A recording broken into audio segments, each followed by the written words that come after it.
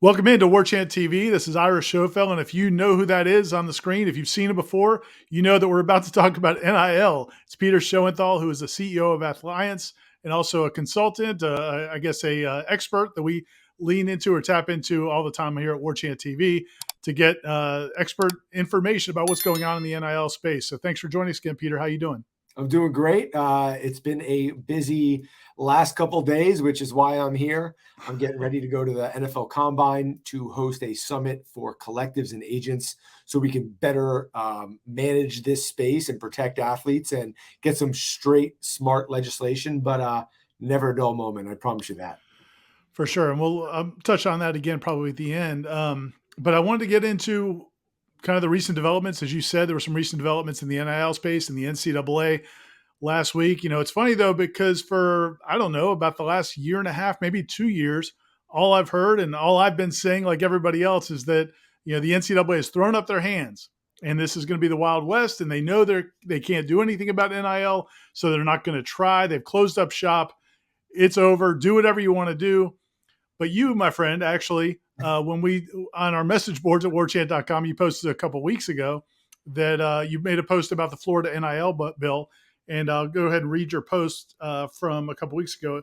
Well, it's a long post, but at the very end, you explained what happened with the Florida NIL bill. At the very end, you said, in the last note, I've started to hear that enforcement with the NCAA is ramping up and a notice of allegations could be revealed sooner rather than later, although I'm not sure what schools will be involved. And a couple weeks before that, if I can remind everybody, when you were on with us here at Warchant TV, you actually predicted that the NCAA would do something like this as well, because we brought the conversation of why isn't the NCAA doing anything if there's untoward activities or illegal activities going on. And you actually said at the time you had a theory on what the NCAA was doing. We're going to go ahead and play that back so people can watch that now. But the rumblings we've been hearing, investigators have been on certain campuses. They are building their cases. And I think the NCAA wants to bring a case against the school, have a lawsuit initiated against it, maybe by that booster, so they can get subpoena power. All right, Peter, I don't know if I should call you Nostradamus, Nostradamus, what we should go with. NIL Thomas. What about that? NIL Thomas. But you seem to have, you saw the future in this one. I guess last week, the NCAA came down with not a huge punishment for the University of Miami, but there was a sanctioning of the University of Miami for something in women's basketball, which was probably not what people thought of when they heard there might be something happening at Miami. So maybe you could bring us up to speed in that and kind of tell us what you saw. Yeah, what's interesting about the infraction is it's not 1,000% a full NIL infraction. It's a recruiting violation tied in with name, image, and likeness, which is a great kickoff to this, which is everyone wants to get caught up in the name, image, and likeness rules.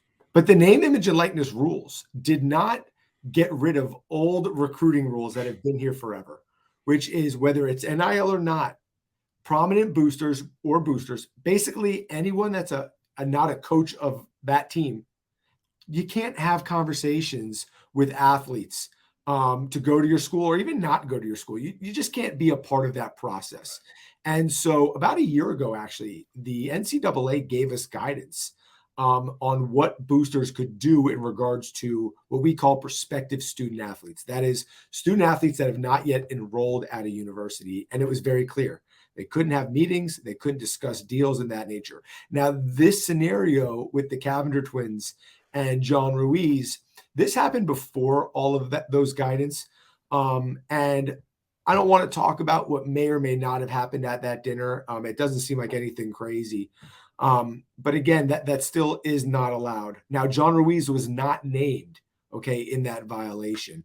But what is interesting is the school, the University of Miami, did not fight the violation. In fact, they were a part of negotiating their infractions and their penalties, which is one of the reasons why this is the first one, why it moved so quickly, if we can call it quickly, and why it is a slap on the wrist.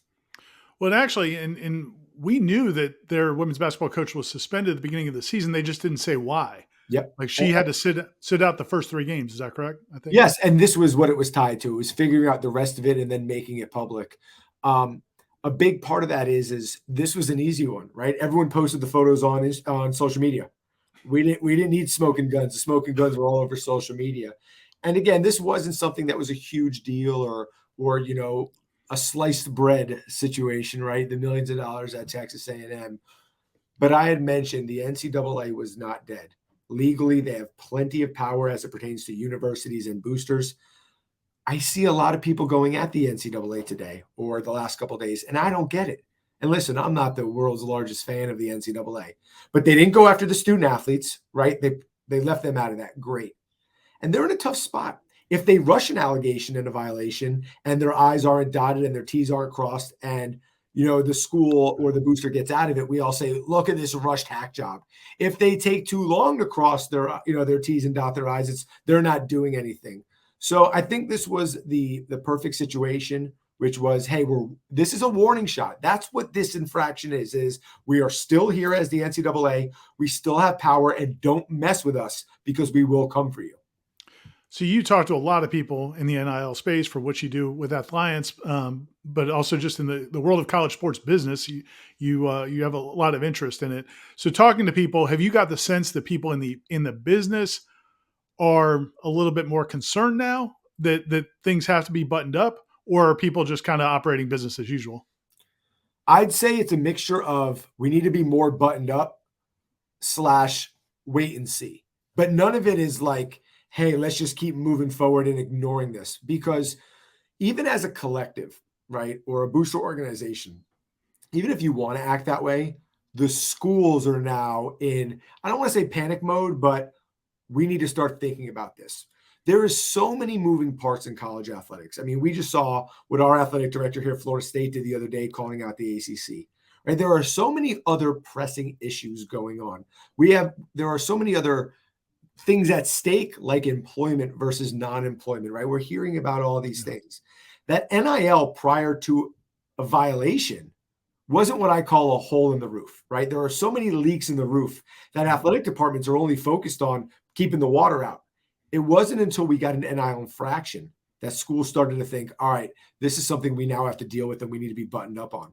So even if your booster collectives aren't thinking about what we need to do to not get in trouble, schools certainly are. So they're making more phone calls than they've made probably in the last 3 days and they've made in months. And I think that's where people are starting to realize we need to button up. Well, and that ties with what we talked about in the last video, was that the NCAA has given schools now the ability to endorse collectives that are doing the right things. We've seen Mike Norvell come out just this week and endorse the Battle's End.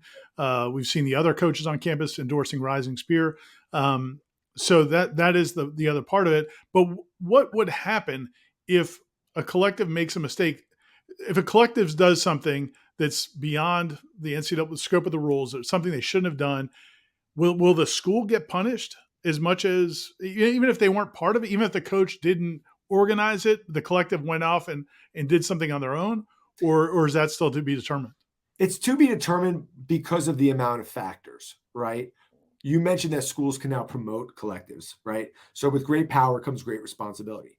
The more you're promoting that collective, the more you're showing public support, the more you're kind of responsible for their actions, right? If you're going to go out there and promote, you better be doing your own due diligence as a university. You better know what they're doing. Now, listen, you can't control everything. And that's where a big part of this is going to be mitigation. As a university, what can you do to mitigate your role or responsibility in preventing this infraction? It's kind of what Athliance helps universities with, but that's a whole other issue, right? That's a big part of it.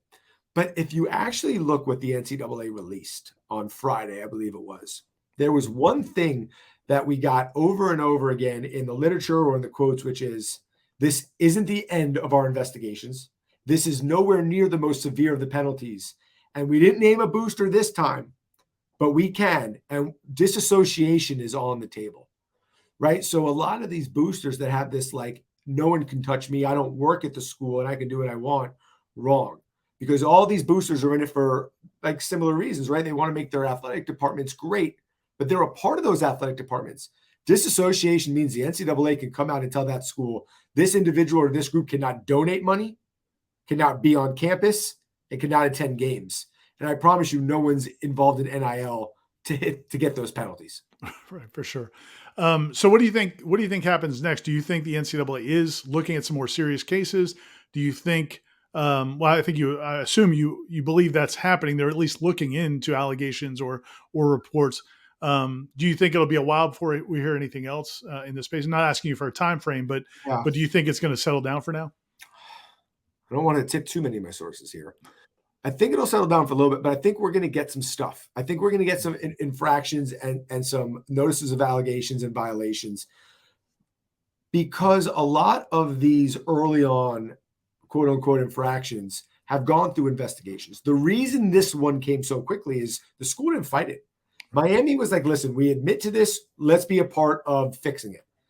That's not happening with most of the investigations. One of the reasons why the NCAA came out and said you're guilty until proven innocent is because it wasn't just the boosters not cooperating. It was the schools as well, right? Hmm. And so we're going to get more, but I'll be honest, when it comes to that timeline, I'm not sure.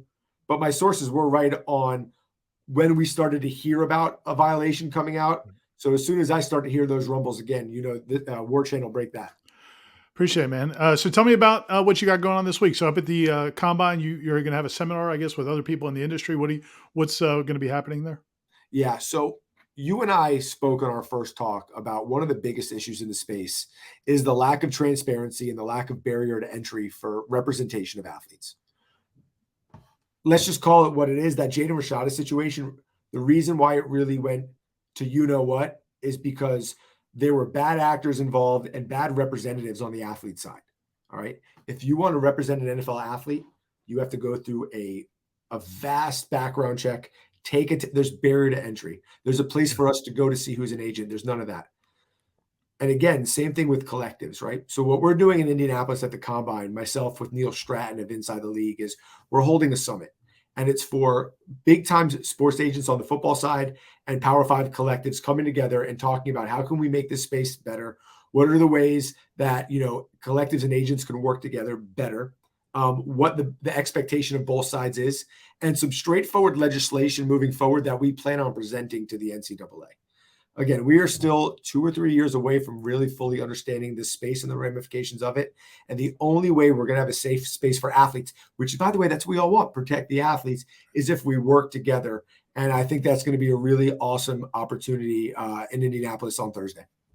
Great. Well, we look forward to talking to you afterwards and kind of hearing about what some of the next steps are. Appreciate you joining us as always, Peter. We'll look to have you on more often in the future here at Warchant. And if people want to follow you, if you're on the message boards at Warchant, NIL Pete participates there. He's also NIL Pete on Twitter.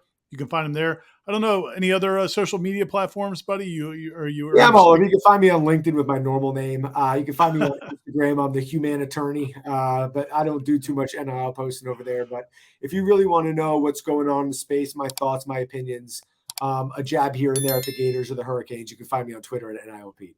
Awesome. Thanks, man. Talk to you soon. Okay. Have a good time up in Indy. Thank you. I'll try to stay warm.